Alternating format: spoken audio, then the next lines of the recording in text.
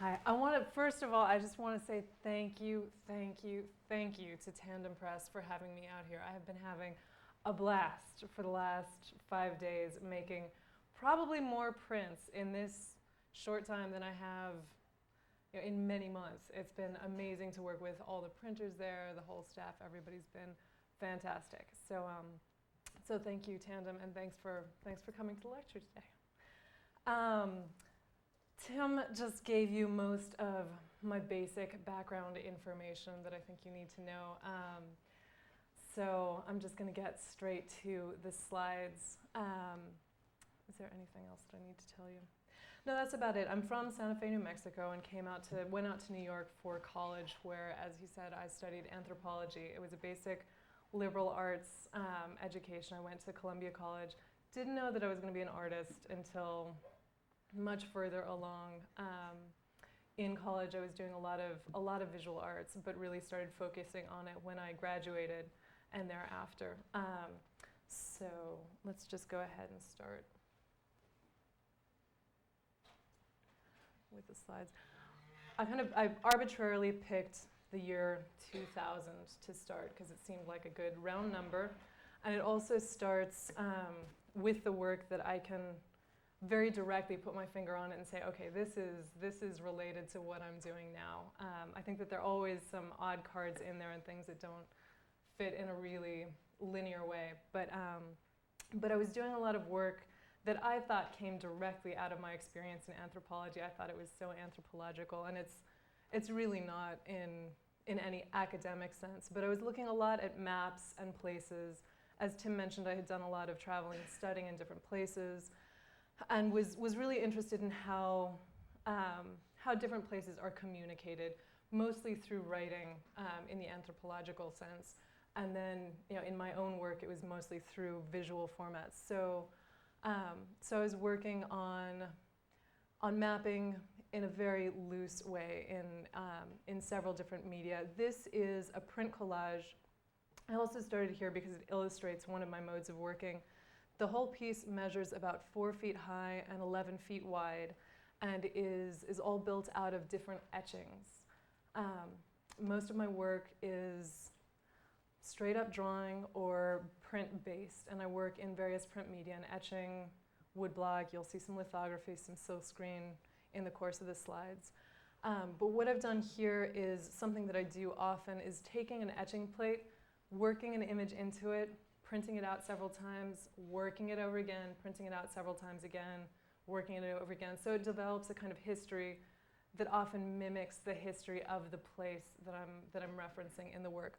So this particular work was about the border area between what's now New Mexico and Mexico. So each of the large rectangular areas is an 18 by 24 inch plate that goes through, as you can see, various different transformations and hopefully maps out a little bit about not only the geographical reality of the place, but also the historical nature of the place and how it's been documented. So some of the earlier maps of the area, they thought that there was water right on the other side of that piece of land. So in the first version of the plate, there was water right there. And then they discovered that there's not water right on the other side, and so the water gets erased and it gets printed out again. So it incorporates all these layers in there. This is a detail so you can see kind of how things are put together. And I like, I'm very attached to printmaking and see all sorts of potential in it. And one of the things that I see as being the most interesting is that it's a print. You can print it out in a variety of ways, and you can really use it. You can print it out in all sorts of different colors. You can use different papers. I do some traditional editioning work, and I also do a lot of things that really use all the different stages, all the different versions, and putting them together. This is another kind of mapping piece. It's called Brewster, Southeast New York, and it's a specific town a little bit to the north of New York City. And I was invited to do a site-specific piece, so I really researched the area and how it had been mapped in different ways. So there's some topographical information. There are some kind of maps of the town in its earliest stages and as it was growing.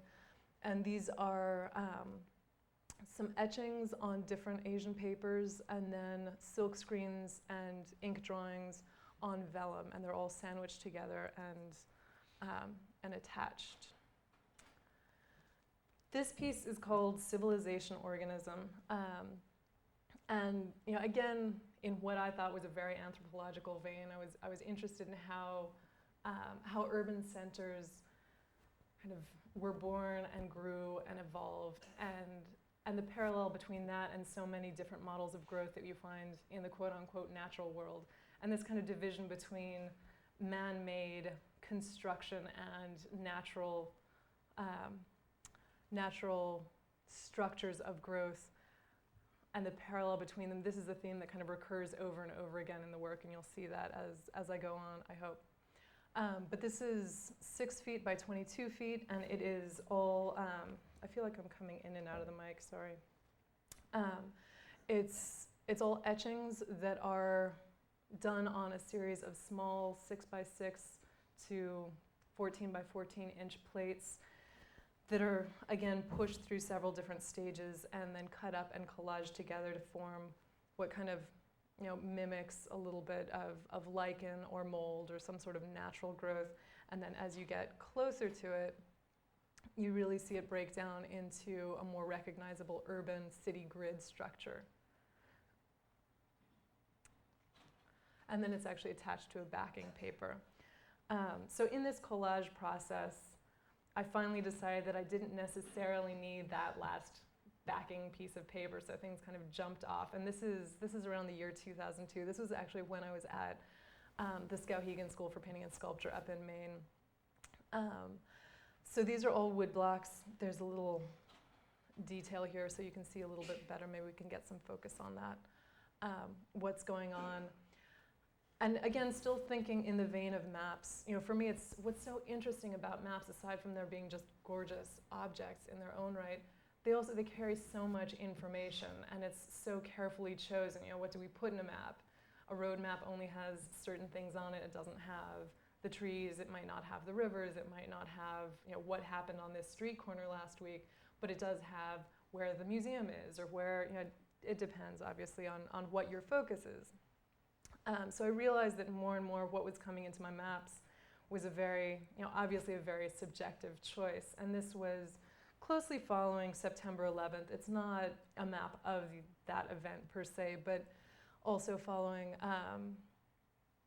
the U.S. invasion of Iraq. And there's just some more and more political imagery starts coming into here.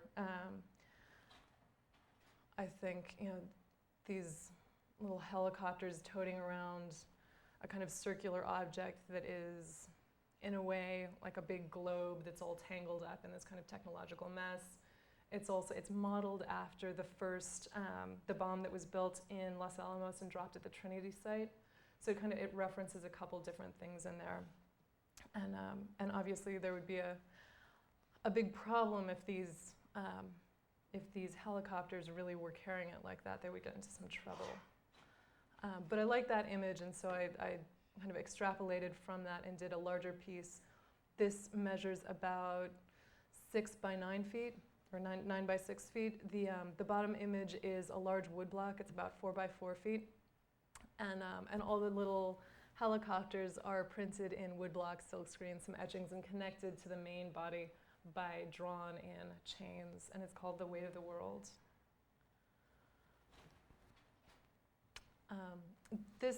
So throughout this slide presentation, you'll see a lot of different types of work because I really want to mix things in the same way that I approach things. So I'll do prints that are individual, I'll do collages, I'll do installation work, I'll do drawings, and they all really exist alongside each other. People ask all the time, well, is this drawing a sketch for the installation? And they are mutually informative. So this is just an ink drawing on paper, about 50 by 44 inches. And again, I feel like it's very much in the same vein of mapping, but much more reflective of an experiential reality. So it's not about a Cartesian reality where everything is clear-cut, square, straight ahead. We know where everything is. It's kind of, the world starts getting a little bit more jumbled up, which I find, more accurate sometimes when I read the news, when I walk out of my front door in New York. It's not always so simple. Another drawing, this one is called Vertigo. And this drawing is called Disorient. And it's funny, it's much easier to see sometimes in retrospect what was going on at the time, or at least to think I understand what was going on at the time.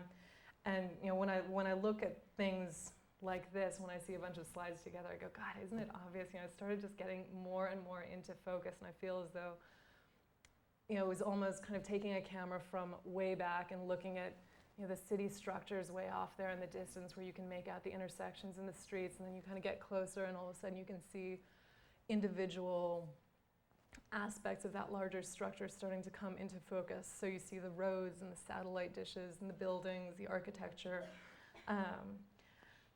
And I feel like these are also things that I start latching onto more and more. So talking about construction as it relates to architecture, talking about transportation, the roads are there, communication systems.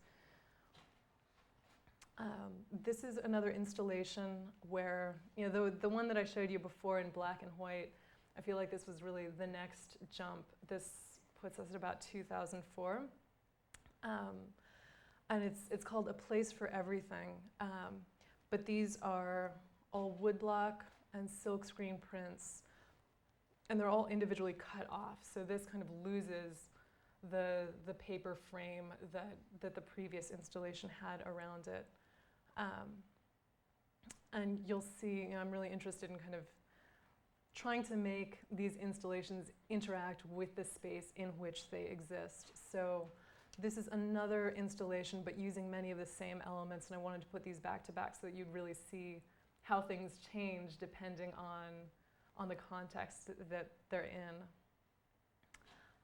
And then this is the facing wall, the wall that faces what you saw previously. It was a beautiful space, and the floor was already that beautiful blue color. So I connected it by painting the grid on the floor, the white grid. And then this is a detail of it. Maybe you can make out these little blue dots that are kind of at the corners of the cutout prints. That's how most of these installations are attached to the wall. So what I'm really doing is taking wood blocks, silk screens, most of which are actually fairly small, none of which, in this case, at Tandem I'm making some really big things that I'm excited about. But most of these don't measure any bigger than 4 by 4 feet max, but most of them are 24 inches by 30 inches or smaller. So they're individually cut out and then pinned into place so that here you can see the way that the different papers overlap. You can kind of see through different things. But this is the fun part of making an installation, is when everything's all printed, all cut out, and then I'll get to a space and really just unroll things, and it's almost like making a huge drawing where something gets pinned up and then it doesn't work, so it can get taken down again, shifted. It's like a drawing with prefab parts, almost. And then this is a very small etching. It's about 12 by 12 inches. It's a 2-plate etching. But I wanted to throw this in. It's an editioned work. It's very traditional. And it's, obviously kind of same imagery, same stuff going on, and things are just floating back and forth between one medium and the next. This is another small etching.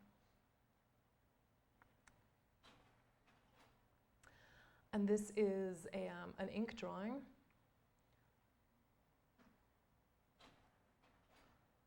Another one of these. And the scale on most of the drawings really is about, at this point, kind of 40 inches square. If it's a rectangle, about 50 by 40-ish. This is another small series of etchings. They look totally out of proportion on this big screen because they're really about 10 by 8 inches a piece. And they're called monuments, so it's monuments 1 through 4. But also, again, in retrospect, it's really easy to look at these and go, wow, a lot of stuff came out of this series. So you'll see this kind of tree construction with satellite dishes growing off of it, the oil pump in the previous one, this kind of stack of televisions reappear again and again in slides in just a sec. This is a drawing called Riding the Wave. So if we're still talking about mapping in, again, a very, very loose way, I think that to me it's apparent that what the things that I feel are really important to put on this kind of map of the world that I live in a way, that we all live in, is that there are lots of tangled cables. There are lots of things that are kind of, a lot of technology that's kind of beautiful and kind of terrible at the same time. And I think that that's something that I'm really, really attracted to, which is one of the reasons that I work with that imagery over and over again. I'm really just fascinated by this relationship that we have with all of these amazing, amazing tools that we've come up with, constructed, build, populate our world with. And also I think it's very overwhelming and menacing and threatening to the natural world and to the way that we live. And so they're kind of leaks that are springing, they're little toxic floods that are happening all over, they're kind of radio towers that are kind of lovely and kind of growing a little bit beyond our control and doing things that we can't always predict. This installation is, I don't think ultimately one of the most successful installations ever, but it kind of illustrates the birth of an idea that comes back hopefully in a more successful way further down the road. But this one is called Mayday. And all the cables are printed in silk green and woodblock, and they're attached to these little model planes that are kind of going around this cable cascade, and obviously going to get terribly tangled up. A detail so you can really see it coming out of this plastic vent that I attached to the ceiling, hoping that people would be fooled into thinking it was somewhat really happening. It's a print collage, so it actually is exactly this format. It's smaller, it's about 5 by 3 feet, and it's called Strange Skies.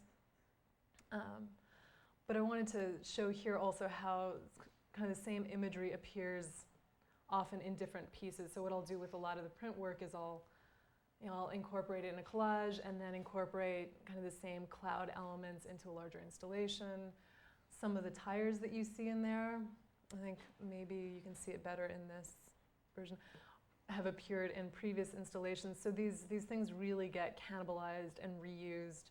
And again, it's a print. You can print out another copy or another 20 copies or another however many and use them in different ways, which I also feel really speaks to again, the way that we construct our man-made reality. We're making all this stuff. There's so many things that are mass-produced and put out there, and they're just they're slightly different. That cars, there are millions of them, but they're in different colors. They're slightly different models, but it's this glut of stuff that's produced many, many times over. And then this is the little satellite. I think, let me backtrack to, this was the initial installation of this piece. It's called A Promising Tomorrow, which really is supposed to be somewhat honest. I mean, it is kind of this colorful, kind of hopefully wonderful kind of cacophony of stuff happening, but it's also this kind of cloudy explosion happening. And then this is a different installation of the same piece. This is actually the piece as it was installed in PS1 that Tim mentioned, summer of 2005. So this was a small square room, so that was in one corner, and then this little satellite piece comes off onto another wall. And this is a detail of it. And again, a smaller detail. So here I'm using push pins, which actually is my pin of choice these days. And this is another drawing. It's called Bitter Clouds. I think we got a couple drawings here. This one is Tailspin. So this is almost like the camera's kind of taken even one more step in. So not only do you see the buildings and the roads, but you also see kind of what's underlying everything, the plumbing parts and all these vents and individual cables start becoming visible. This one is To the Last Drop.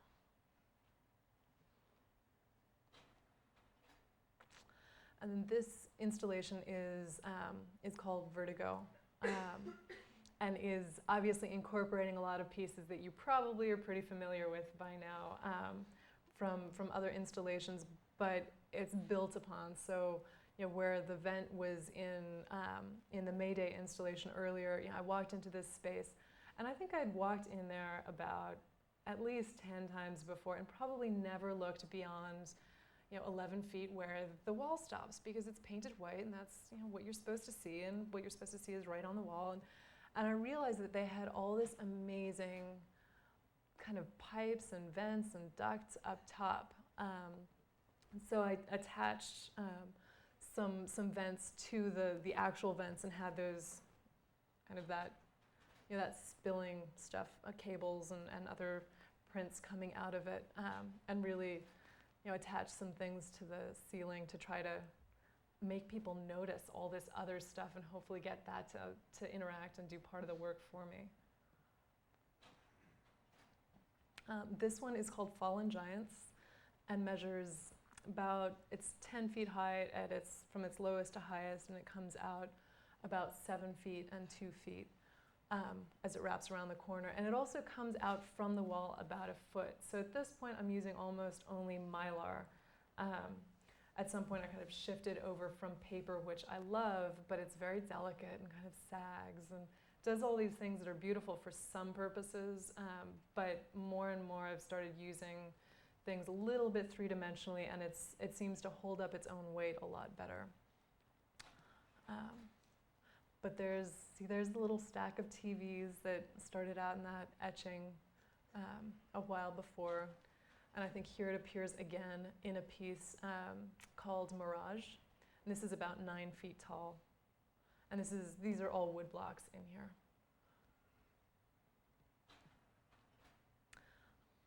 This drawing is called White Noise.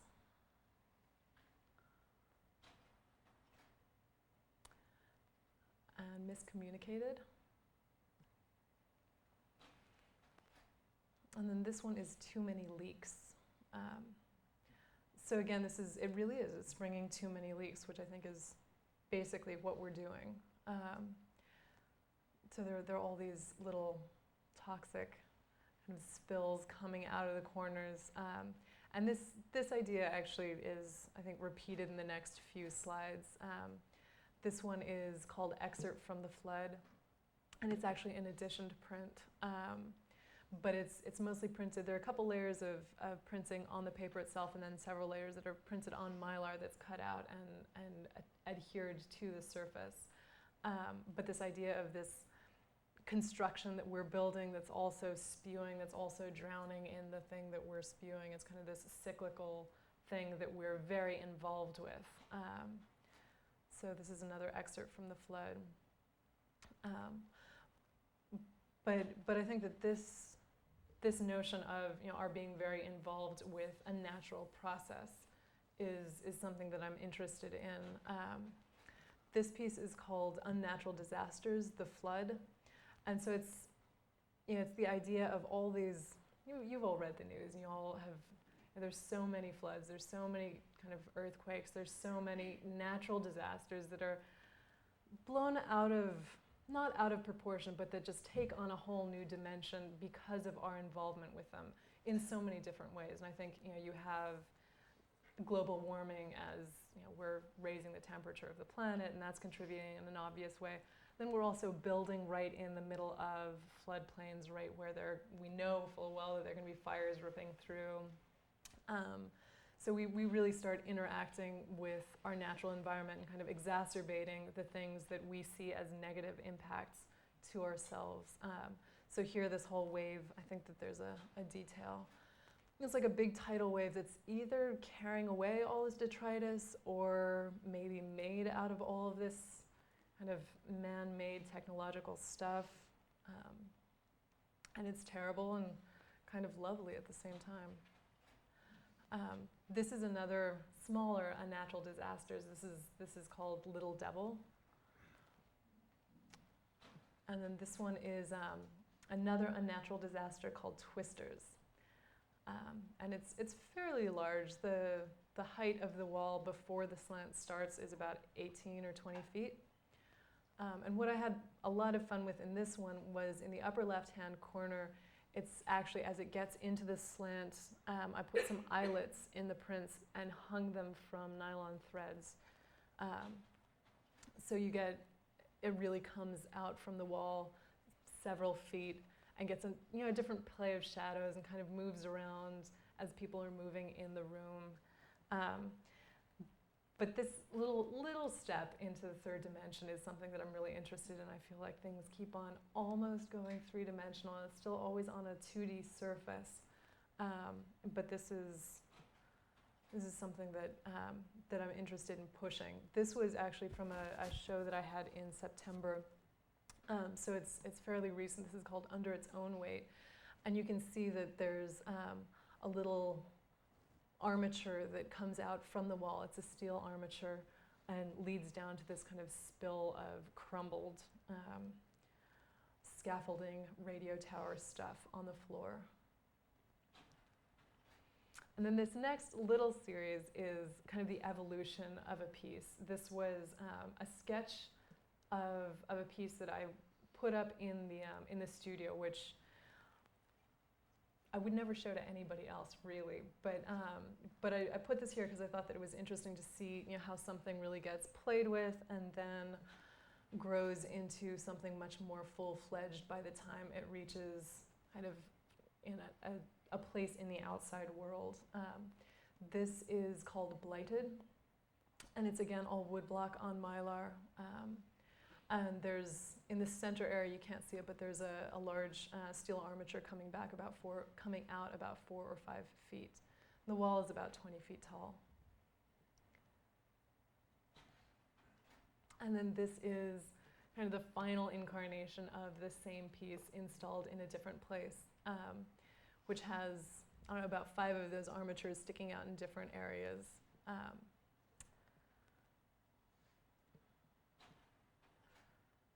And then this one is Parasite, which it is.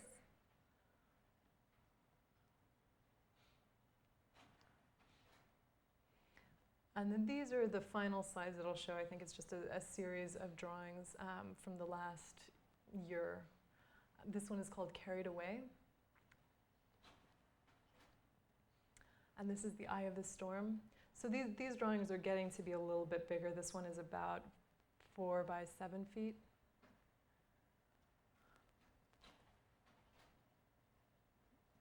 And then these are about 4 by 4. This one is called Buried. And Build Up.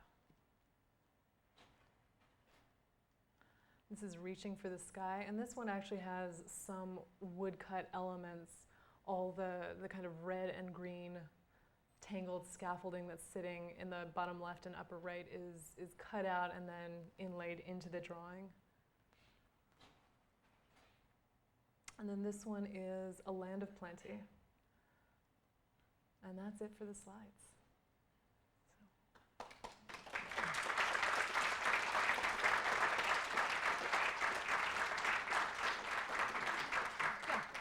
So if you put the lights up, if anybody has some questions, I'd be happy to answer. And if you don't, that's okay too.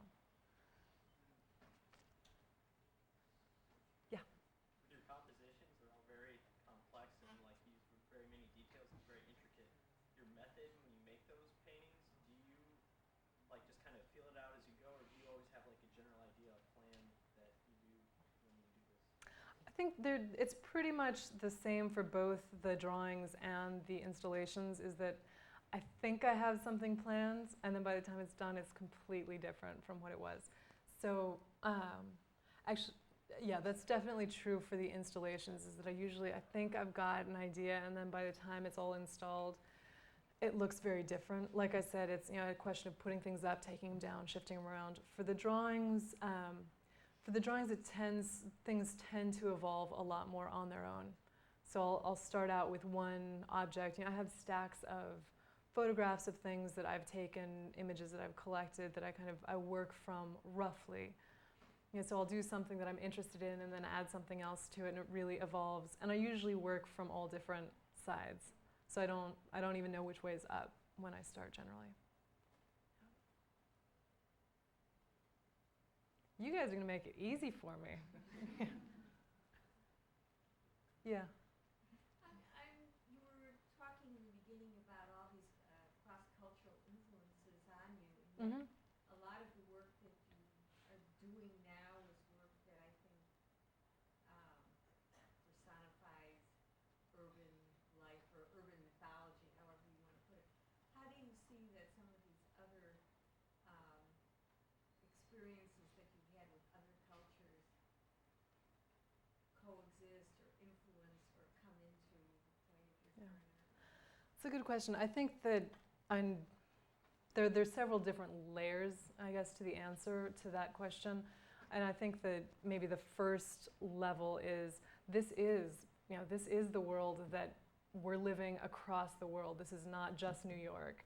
This is Mexico City. This is Rio de Janeiro. This is Madrid. This is Tangier. This is a lot of different places that I've spent time personally, and it's tempting to say, oh, it's very kind of you name it. It's very New York. It's very Western. It's very U.S. centric to be so consumer and so kind of mass production. But it's really worldwide. And so I think that in a way there are not only are there tropes here that reappear all over the world. There also are there are images from different cities kind of embedded in, and most of them are places that I've traveled to and that I've spent time in. I tend to use images that I pick up from places that are interesting to me and that I've been to. And then kind of another layer of the question would be, or of the answer to the question would be on the evolutionary level. So looking at all of these things, I was actually talking just earlier today with Tim about some time that I spent in Morocco. And he was saying, wow, yeah, it's so different. You must have, did you pick anything up from there that how did it influence your work, I guess? I don't know, I'm putting words into your mouth. But I was saying that, the experience of being there, I was mostly in Tangier and traveled to some other places as well, but it's a city construction that I hadn't been familiar with before. So it's not this kind of Cartesian grid that so much of the US, being such a young country, is built on, because it's built largely around the automobile and kind of on the grid system in general. And to be in a place where it's just completely different. You get it, I think, all over Europe and some places in Latin America, although it was already the grid system for most places that were settled by the Europeans. Just a different construction of space. And I think that construction of space was interesting to me, something that's not so linear, something that's not so pre-planned, something that has a little bit more of an organic growth to it. So that's, that might be a specific instance of how something came in. I think that there are lots of smaller anecdotes like that. Yeah, up there. Two questions. One, can you speak to the frequency or the reasons for the frequency compositionally of your work, sort of transcending corners? And the second question has to do with the notion of broad interest in mapping in contemporary art and what reasons that you think that might exist. I'm going to use that line, transcending corners. I like that. I think again, it has to do with the same conversation that I was talking about, the kind of construction of space and how we construct space. And I think there are all these default settings that we have. The rectangle is a very big default setting, and the ways that we envision space and represent space are often kind of pre-programmed. We tend to line things up again on certain axes, which I definitely do. It's not like I break every convention or try to, but I think especially in the installation work, something that I'm interested in is kind of representing a space with the imagery and inhabiting a physical space at the same time. And so kind of the play between that. So it's an attempt to interact with the architecture itself and use more than one surface. so going over the corner. So, the minute you stay on a wall, on one surface, then that's your page. It's the same thing as making a drawing, it's just a different scale. But, I find that the minute you kind of go around a corner or onto the floor or onto the ceiling, it moves it into a different conversation, so it reacts to the space, not just to the surface. And then, I don't know, mapping in contemporary art, I think it's the same as it's always been. The desire to make maps is a desire to understand where we are, and in some ways to control where we are. And I think that that's probably always been a big question. But I think that it's definitely a big question now, and it's not so much, where are we geographically? We know what other continents are out there. It's not a question of, is the world flat? But where are we going? Where is this world building up to? What are the things that are important right now? What's the direction that all of this amazing and overwhelming growth is taking us in? And I think that maps are a way to explore it, to define it. They become really political tools also to say, no, this is how it is. So I think it's for all those reasons, but I don't think it's different now than it was any other time, really. Yeah. Why is their work big, and who buys them? It's big because some of the pieces, I don't know, they just get that way. Some of the pieces are pretty small. I think that there are different things that happen in different types of work. And one of the reasons that I work really small and I work really big is because it gives, frankly, it gives me the opportunity to work in different ways, and I like that variety. But it also, you look at a small print or a small drawing, and you have a different relationship to it. It's an imaginary space. It's not the physical space that you're standing in. And you make an installation that's really big, and you start relating to it physically. So I think that there's a different relationship there. I don't know if there's a real answer for why is it big. And who buys it? Sometimes people buy it, sometimes people don't buy it. But most of, I'm assuming that probably the question is more about the installation work. Is it? Or in general? I don't know. Lots of people buy it. Different, individual people who like it, people who think it's going to be a good investment. I don't know. The installation work is, I think, harder for most individual people to deal with. So it tends to be more institutions, I think. Somebody who's willing to reinstall it. There was another question down here. Yeah, the earlier work you showed seemed it was very beautiful. It seemed like it was about being beautiful in some way. And as your work progresses, not that it's not still beautiful, but it's more abject. It's harder to look at. I'm just curious. No, I think that's definitely true, and I don't know. Yeah, I think it's definitely true, and I think it's probably for a variety of reasons, and some of it is just, taste change, and one thing is interesting today, and the next thing will be interesting tomorrow. But I also think that you could also say that I've lived in New York for longer. I don't know. But I think that there really is, I find something really, really beautiful about all this grittiness as well. So I might try to argue that it's all beautiful. It's just a different kind of gritty, beautiful. I think it's also, hopefully, an expansion so that it's kind of embracing something that's a little bit less easy, more of a challenge for me. All right, one more question if there is one. Yeah. I was in your short bio or introduction, you talked about how you also majored in anthropology before studying art or beyond. I was wondering if you could speak about the importance or how it's influenced you to also be invested in another area of study besides just art. No. I think there are many ways of going about education, and not all of them even necessarily happen within institutions. But for me, I'm really glad that I personally did a liberal arts background, and which always included arts, visual arts. I thought I don't know, it wasn't always visual arts. I thought I was going to do several different things at different points.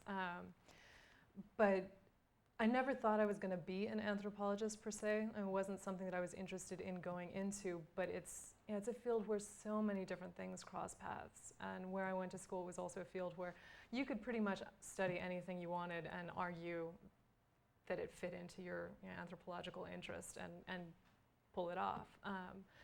So it's where you get linguistics and cultural studies and sociology and history and all those different things.